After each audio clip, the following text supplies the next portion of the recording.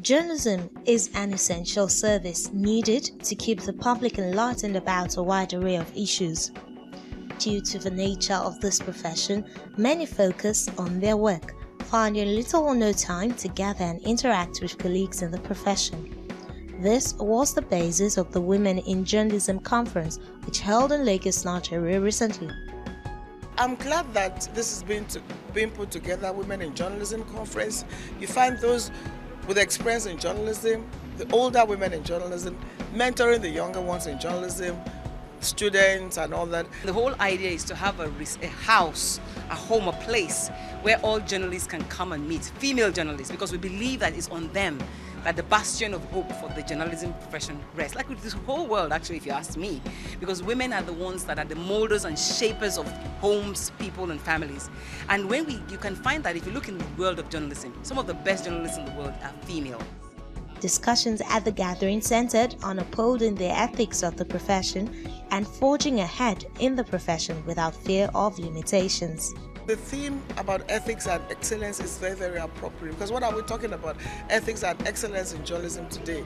And when you have women come together, women can be agents of change. Women can change things the way they are. So if women in journalism take a decision that collectively they want to bring the integrity of this profession back, that they want to bring the ethics of this profession back, that they want to get the integrity back, that they want to earn respect, which any journalist deserves, only the women can do it. It's important for us to actually think deeply about our principles, what we would do, what we won't do, and it's important for us to think about the consistency that is required before we can actually arrive at the excellence that we desire. We shouldn't limit ourselves as women. We are as good as, and sometimes better than, because we are so underestimated, in our capabilities. So please go out there, investigate, find out what is not working in your patch, in your beat, and try to make a change. Women,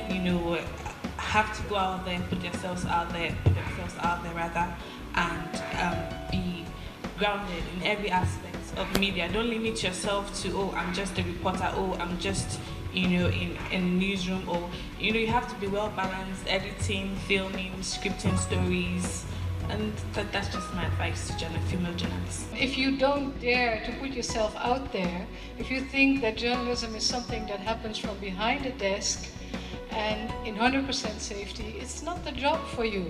When I started, I was told it wasn't a job for a woman, but the more they said that, the more I became determined to tell them that there is no territory, there is no terrain that is exclusively for the man. While the number of female journalists in Nigeria has grown over time, veterans in the field share knowledge of the times when the profession was deemed unfit for a woman. My journey with journalism began with the news. At that time, it was the network news. So it wasn't a question of whether a woman did this or a man did that. At the time that we started, and it's going back now decades, at that time actually women were not they were newscasters, but they were not on national news. So it was a small core of us that began casting news at the national level. So it really wasn't my plan. I didn't sit down and say, this is what I want to do. That's just the way it happened. Well, I came into the profession about 20 years ago. That's like 2 decades. It's certainly not the same, because when I started, there was nothing like user-generated content. There's nothing like citizen journalism. Where I started broadcast journalism from, there wasn't even a recording studio. We did everything live, and that transited from being an anchor, just a presenter on radio, to being a proper anchor. For every woman here, journalism is much more than a job. For a woman, it's maybe even more interesting for us because we are the curious one, the curious gender. We're very investigative, we're very inquisitive, and so I guess that's why more reason why broadcasting journalism is very appealing to women. The fact that we want to know what's going on around us and we want to share that information. Journalism has always been it's been my passion, being in the media and reporting particularly. So for me, it's my life. Basically, I cannot see myself not doing any other thing. And I think when you go after your passion, you can't go wrong. So I love what I do. Journalism to me is more than just a profession. It's not just my passion. It's both a profession and also for me like a calling. In the sense that over the years I've seen what the works of journalists have been able to do in effecting change in the life of people, and also policies too that affect the common man. And for me, that's what that's the most important thing I think journalism stands for. It's not just in Nigeria but globally. Journalism is it's my life. I breathe it, I live it. Because you wake up in the morning, the first thing you're checking after your prayers, of course. The first thing you're checking is your phone. What's the latest news in the world, and how relevant it is to your calling or your responsibilities in the office, and how you can retell that story to fit into the community that you serve. And then again, you want to look at different themes, different issues. So if you're not discussing with your colleagues at work, you're discussing with your husband at home, who's also a journalist, and then you're practically living in a circle of journalists. So I breathe, think, dream, and do journalism. As with all occupations, female journalists have to deal with certain challenges in the course of their work. We know the challenges that journalists face, which include no pay, poor conditions of service, and again, I say it works worse for women because their conditions are, it's more peculiar because they put more of their time on the job and they're also looking after family. So they are managing two things at the same time. Now, when you have a situation where you're working and you're not paid for 1 year, who do you blame?